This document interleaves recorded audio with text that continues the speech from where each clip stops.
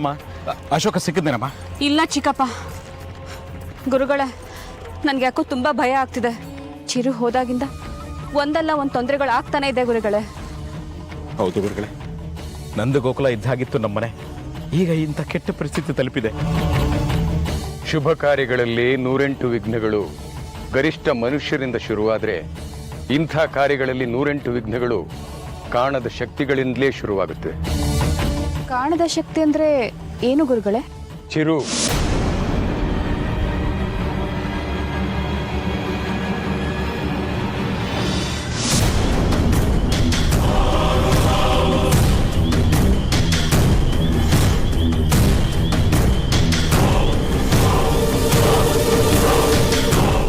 ಚಿರು ಅಂದ್ರೆ ಗುರುಗಳೇ, ನಿಮ್ಮ ಮಾತಿನ ಅರ್ಥ?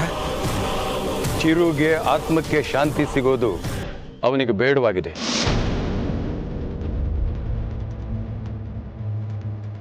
ಹುಟ್ಟು ಮಗು ಅದು.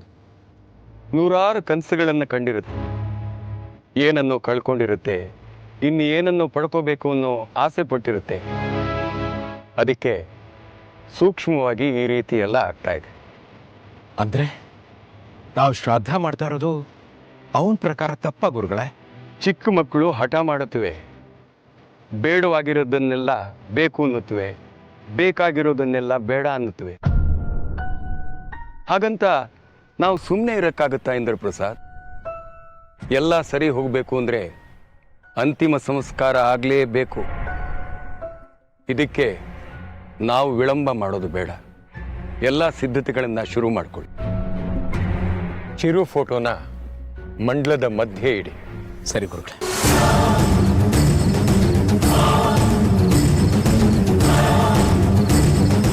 ಮಾಲಾ,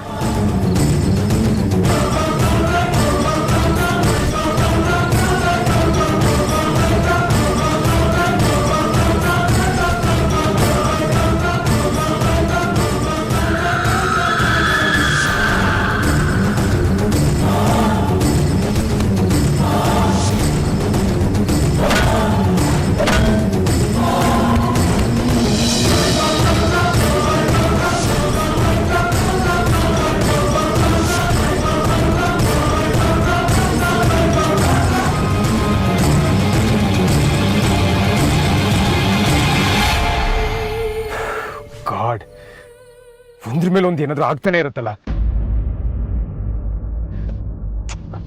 ಬಾಬಾ ಬನ್ನಿ ಎತ್ತಾಕಣ.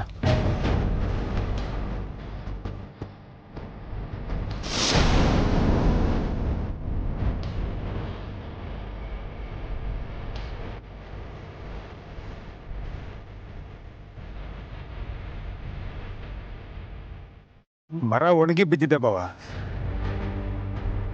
ಬಾ ಬನ್ನಿ ಆ ಕಡೆಯಿಂದ ಎತ್ತೋಣ.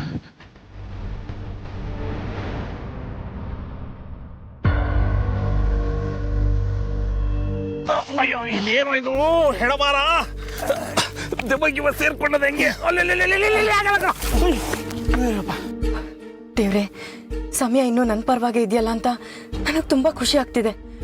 ನಾವಲ್ಲಿಗೆ ರೀಚ್ ಆಗೋ ಹೊತ್ತಿಗೆ ತಡ ಆದ್ರೆ ಅಷ್ಟೇ ಸಾಕಪ್ಪ. ಗುರುಗಳು ಹೇಳ್ದಾಗೆ 12 ಗಂಟೆ 18 ನಿಮಿಷ ಮೀರ್ ಹೋದ್ರೆ ಚಿರು ಶ್ರಾದ್ದ ನಿಂತೋಗುತ್ತೆ. ಆಗ ಚಿರು ನನ್ನ ಜೊತೆಲೇ ಇರ್ತಾನೆ, ಅವ್ನು ನನ್ನ ಬಿಟ್ಟು ಹೋಗೋದಿಲ್ಲ.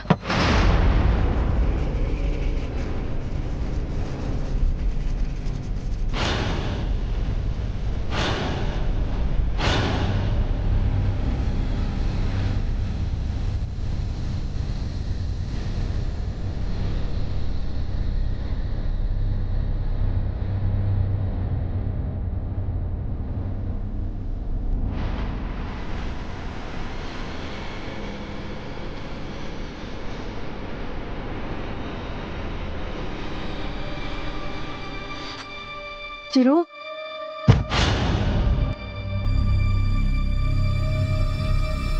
ಚಿರು,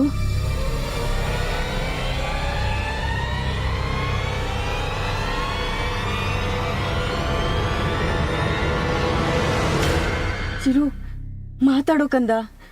ನನ್ನ ಮೇಲೆ ಕೋಪನಾ? ಸಮಯ ಮೀರ್ ಹೋಗ್ತಿದೆ. ಅಮ್ಮ ಹೇಗ್ ಶ್ರಾದ್ದ ಕಾರ್ಯ ನಿಲ್ಲಿಸ್ತಾಳೆ ಅಂತ ಯೋಚನೆ ಮಾಡ್ತಿದ್ಯಾ? ಈ ಕಾರ್ಯ ನಿಲ್ಲಿಸಿಲ್ಲ ಅಂದ್ರೆ ನಾನೇನ್ ಮಾಡ್ತೀನಿ ನನಗೆ ಗೊತ್ತಿಲ್ಲ.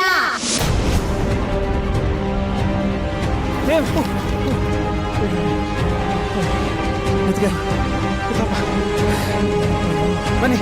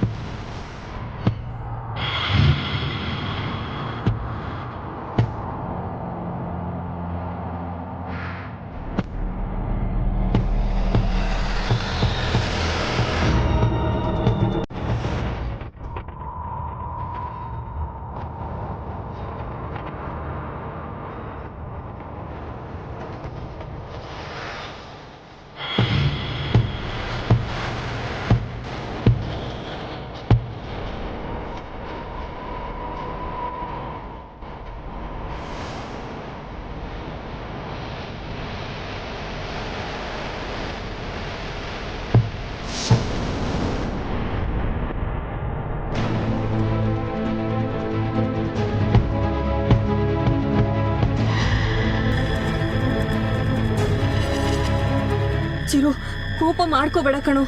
ನಾವು ಹೋಗೋಷ್ಟ್ರಲ್ಲಿ ಶ್ರಾದ್ದ ಕಾರ್ಯದ ಸಮಯ ಮೀರೋಗುತ್ತೆ.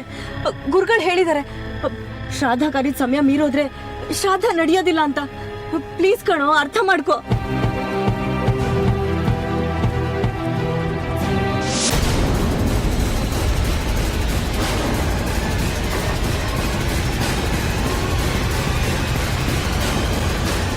ಚಿರು, ನಿಂದಮ್ಮಯ್ಯ ಅಂತೀನಿ ಕಣೋ, ಸುಮ್ಮನೆ ಇರೋ.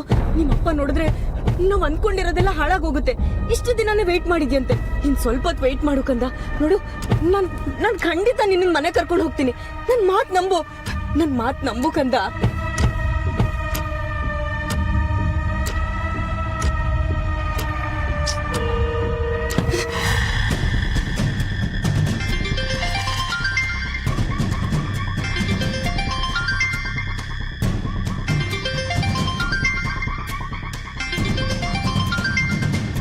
ಭವಾನಿ ಅದಕ್ಕೆ ಕಾಲ್ ಮಾಡ್ತಿದ್ದಾರೆ. ಚಿಕ್ಕಪ್ಪ ಅಶೋಕ್, ರಿಸೀವ್ ಮಾಡು.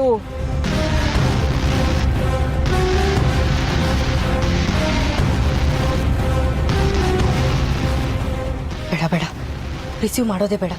ರಿಸೀವ್ ಮಾಡಿದ್ರೆ ಬೇಗ ಬನ್ನಿ ಅಂತ ಹೇಳ್ತಾರೆ. ಅಶೋಕ್ ಹತ್ರ ಮಾತಾಡಬೇಕು ಅಂತ ಹೇಳ್ತಾರೆ. ಅಶೋಕ್ ಈಗಾಗಲೇ ಟೆನ್ಷನಲ್ಲಿದ್ದಾರೆ.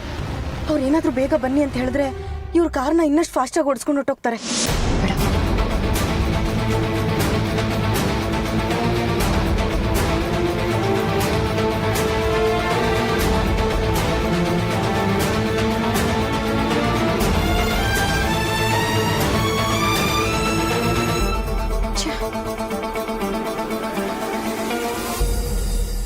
ಅರೆ, ಸ್ವಿಚ್ ಆಫ್ ಬರ್ತಾ ಇದೆ. ಚಿಕ್ಕಪ್ಪ, ಏನಮ್ಮ? ಅಶೋಕ್ ಫೋನ್ ಇಷ್ಟೊತ್ತು ರಿಂಗ್ ಆಗ್ತಿತ್ತು, ಈಗ ಮತ್ತೆ ಟ್ರೈ ಮಾಡಿದ್ರೆ ಸ್ವಿಚ್ ಆಫ್ ಬರ್ತಾ ಇದೆ. ಅವ್ರನ್ನ ಬೇರೆ ಕಾರಲ್ಲಿ ಬನ್ನಿ ಅಂತ ಹೇಳಿದೆ ದೊಡ್ಡ ತಪ್ಪಾಯ್ತಮ್ಮ. ಮಗನ ಶ್ರಾದ್ದ ಕಾರ್ಯ ನಡೀತಾ ಇದೆ, ತಂದೆ ಅನ್ನಿಸ್ಕೊಂಡವನು ಇನ್ನೂ ಬಂದಿಲ್ಲ.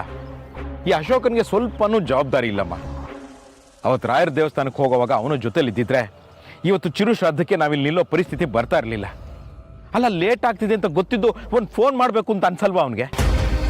ಪಾಪ, ಅವನ್ಗಲ್ಲೇನು ಟೆನ್ಷನ್ ಆಗಿದೆಯೋ ಏನೋ. ಅಲ್ಲಮ್ಮ, ಈಗಲೇ 11:45 ಆಯ್ತು. ಗುರುಗಳು ಕಾಯ್ತಾ ಕೂತಿದ್ದಾರೆ. ನನಗೇನು ಮಾಡಬೇಕು ಅಂತಾನೆ ತೋಚಿಸ್ತಿಲ್ಲಮ್ಮ. ಒಂದು ಕೆಲಸ ಮಾಡ್ಲಾ, ನಾನೇ ಕಾರ್ ತಗೊಂಡು ಹೋಗಿ ನೋಡ್ಕೊಂಡು ಬಂದ್ಬಿಡ್ಲಾ? ಬೇಡ ಚಿಕ್ಕಪ್ಪ, ಬೇಡ. ನೀವು ಅಲ್ಲಿಗೆ ಹೋಗೋಷ್ಟರಲ್ಲಿ ಅವರೇ ಇಲ್ಲಿಗೆ ಬರ್ತಾರೇನೋ. ಆಮೇಲೆ ನೀವು ಇಲ್ಲಿಲ್ಲ ಅಂದ್ರೆ ನಾನು ಇಲ್ಲದೆ ಹೋದ್ರೂ ಪರವಾಗಿಲ್ಲಮ್ಮ.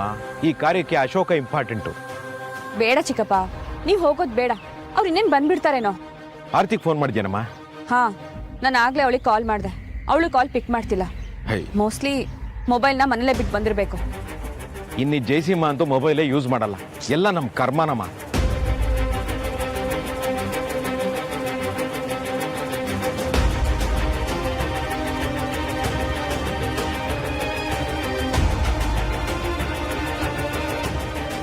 ನೋಡಿದ್ಯಾ ಚಿರು, ನಾನು ನಿನ್ಗೋಸ್ಕರ ಎಷ್ಟೆಲ್ಲ ಕಷ್ಟಪಡ್ತಿದ್ದೀನಿ ನೋಡು.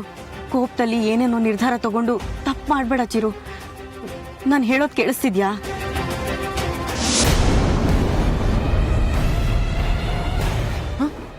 ಒಬ್ಳೆ ಯಾರ ಹತ್ರ ಮಾತಾಡ್ತಿದ್ಯಾ? ಏನಿಲ್ಲ, ಯಾರೂ ಇಲ್ಲ. ಸರಿ. ರೀ, ನಾನು ನಿಮ್ಮ ಹತ್ರ ಏನೋ ಅಂತ ಕೇಳ್ತೀನಿ, ನಡೆಸ್ಕೊಡ್ತೀರಾ? ಆರ್ತಿ ಈಗ ಹೇಳೋದಕ್ಕೂ ಕೇಳೋದಕ್ಕೂ ಸಮಯ ಇಲ್ಲ. ನೀನು ಆಮೇಲೆ ಏನು ಬೇಕಾದ್ರೂ ಕೇಳು, ನಾನು ನಡೆಸ್ಕೊಡ್ತೀನಿ. ಈಗ ಹೋಗ್ಬೇಕು ಬಾ. ರೀ ನಾನು ಆಮೇಲೆ ಹೇಳಿದ್ರು ನೀವು ಕೇಳಿದ್ರು ಪ್ರಯೋಜನ ಇಲ್ಲ. ನಾನು ಈಗಲೇ ಹೇಳಬೇಕು, ನೀವು ಈಗಲೇ ಕೇಳಬೇಕು. ಆಯ್ತು ಆರ್ತಿ, ಟೈಮ್ ಮೀರ್ತಾ ಇದೆ. ಕಾರಲ್ಲಿ ಹೋಗ್ತಾ ಮಾತಾಡೋಣ ಬಾ. ನಾನು ಈಗಲೇ ಮಾತಾಡಬೇಕು, ಪ್ಲೀಸ್. ಆಯ್ತು, ಅದೇನು ಬೇಗ ಹೇಳು. ಚಿರು ಶ್ರಾದ್ದ ಮಾಡೋದು ಬೇಡ.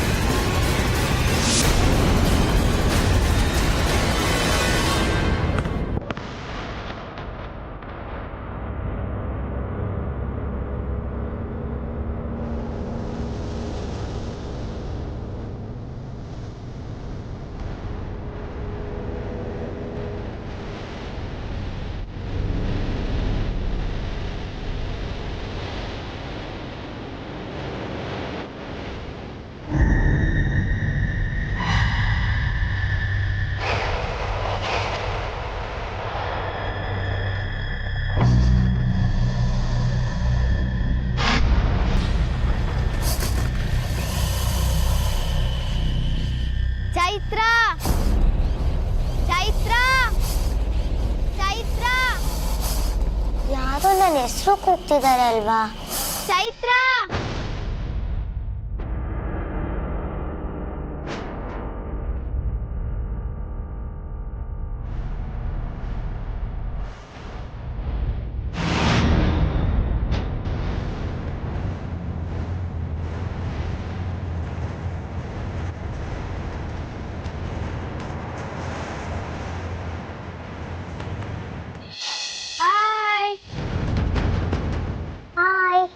ನಾನು ಯಾರು ಅಂತ ಗೊತ್ತಾಯ್ತಾ? ಗೊತ್ತಿಲ್ಲ. ಯಾರು ನೀನು? ನಾನು ನಿನ್ ಫ್ರೆಂಡು, ಪಕ್ಕದ ಎಸ್ಟೇಟ್ ಅಲ್ಲೇ ಇರೋದು. ನನ್ನ ಹೆಸರು ಅಹಲ್ಯ. ಓ ನೈಸ್. ಹೊರ್ಗಡೆ ಬಾ, ಆಟ ಆಡೋಣ. ಸಾರಿ ಅಹಲ್ಯ, ನಾನ್ ಹೊರಗಡೆ ಬರಕ್ಕಾಗಲ್ಲ. ಯಾಕೆ? ನಾನು ಹೊರಗಡೆ ಬರ್ಬಾರ್ದಂತ ಹೇಳಿದ್ದಾರೆ. ನನ್ ಜೊತೆ ಯಾರು ಇರ್ಲಿಲ್ಲ ಆಟಾಡಕ್ಕೆ. ನನ್ ತುಂಬಾ ಬೋರ್ ಆಗ್ತಿತ್ತು. ನೀನ್ ಇಲ್ಲಿದ್ಯಾ ಅಂತ ಗೊತ್ತಾಯ್ತು, ಅದಕ್ಕೆ ನಾನ್ ನಿನ್ ಜೊತೆ ಆಟಾಡಕ್ ಬಂದೆ. ಸಾರಿ ಅಹಲ್ಯ, ಬೇಜಾರ್ ಮಾಡ್ಕೋಬೇಡ, ನಾಳೆ ಆಟ ಆಡೋಣ.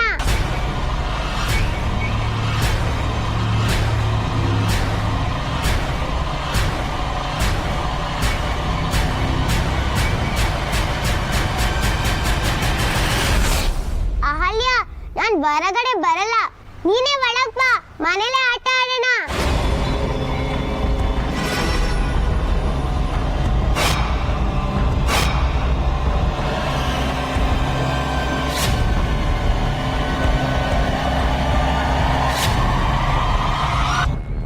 ಒಳಗಡೆ ಬಾಲ್ ಆಟಾಡಕ್ಕಾಗಲ್ಲ, ಟಿವಿ ಗ್ಲಾಸ್ ಎಲ್ಲ ಒಡೆದೋಗುತ್ತೆ ಗೊತ್ತಾ? ಆಮೇಲೆ ನಿಮ್ಮ ಅಪ್ಪ ಬಂದು ಬೈತಾರೆ. ನನ್ನಿಂದ ನೀನು ಬಯಸ್ಕೋಬಾರ್ದು, ನಮ್ಮಿಂದ ಯಾರಿಗೂ ತೊಂದರೆ ಆಗ್ಬಾರ್ದು ಅಂತ ನಮ್ಮಪ್ಪ ಹೇಳ್ಕೊಟ್ಟಿದ್ದಾರೆ. ಅದಕ್ಕೆ ನೀನೇ ಹೊರ್ಗಡೆ ಬಾ, ಇಲ್ಲೇ ಆಟಾಡೋಣ. ನಂಗೆ ಹೊಸ ಫ್ರೆಂಡ್ ಸಿಕ್ಲು ಅಂತ ಆಸೆಯಿಂದ ಬಂದೆ, ಆದರೆ ಬಿಡು, ನಾನು ಯಾವಾಗಲೂ ಒಂಟಿನೇ.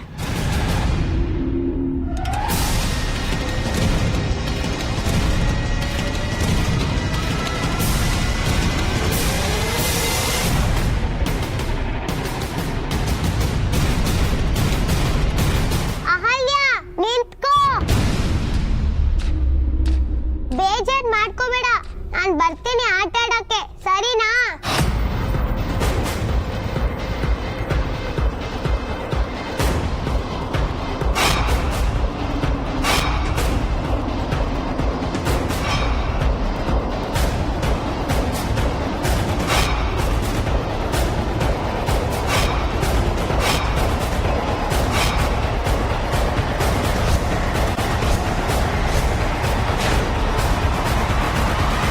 ವಾಟ್? ಚಿರು ಶ್ರಾದ್ದ ನಿಲ್ಸೋದ? ಏನ್ ಹೇಳ್ತಿದ್ಯಾ ಆರ್ತಿ? ನಿಂಗೆ ತಲೆ ಕೆಟ್ಟಿದ್ಯಾ? ಅದು ಹಾಗಲ್ಲ ರೀ. ಇವತ್ತು ಚಿರು ಶ್ರಾದ್ದ ಆಗ್ಬಿಟ್ರೆ ಅವ್ನು ನಮ್ಮಿಂದ ದೂರ ಹೊಟ್ಟೋಗ್ತಾನೆ. ಆರ್ತಿ, ದೂರ ಹೊಟ್ಟೋಗ್ತಾನೆ ಅಂದ್ರೆ ಏನರ್ಥ? ಏನ್ ಇಷ್ಟ ದಿನ ನಮ್ಮ ಹತ್ರ ಇದ್ದ? ಚಿರು ಶ್ರಾದ್ದ ಮಾಡ್ಬೇಕು, ಅವನಿಗೆ ಮುಕ್ತಿ ಕೊಡಿಸ್ಬೇಕು, ಅವ್ನಿಗೆ ಶಾಂತಿ ಕೊಡಿಸ್ಬೇಕು ಅಂತ ಎಲ್ಲರೂ ಒದ್ದಾಡ್ತಾ ಇದ್ದಾರೆ ಆರ್ತಿ. ಆದ್ರೆ ನೀನು ಛೇ! ಇಷ್ಟು ದಿನ ಶ್ರಾದ್ದ ನಿಲ್ಸಕ್ಕೆ ಟ್ರೈ ಮಾಡ್ತಿದ್ದು ನೀನು ಅಂತ ಗೊತ್ತೇ ಇರಲಿಲ್ಲ. ನಿನ್ ಮೇಲೆ ಇಟ್ಟಿದ್ದ ನಂಬಿಕೆ, ಗೌರವ ಎಲ್ಲ ಹುಟ್ಟೋಯ್ತು, ಎಲ್ಲ ಮಣ್ಪಾಲಾಗೋಯ್ತು. ನೀವು ನನ್ಗೇನ್ ಬೇಕಾದ್ರೂ ಬೈರಿ, ಇವತ್ತು ಚಿರು ಶ್ರಾದ್ದ ಆಗೋದಕ್ಕೆ ನಾನು ಬಿಡಲ್ಲ. ಆರ್ತಿ ಕೈ ತೆಗಿ, ಸಮಯ ಮೀರ್ತಾ ಇದೆ. ನಾನ್ ಬಿಡಲ್ಲ ಅಂತ ಹೇಳ್ದೆ.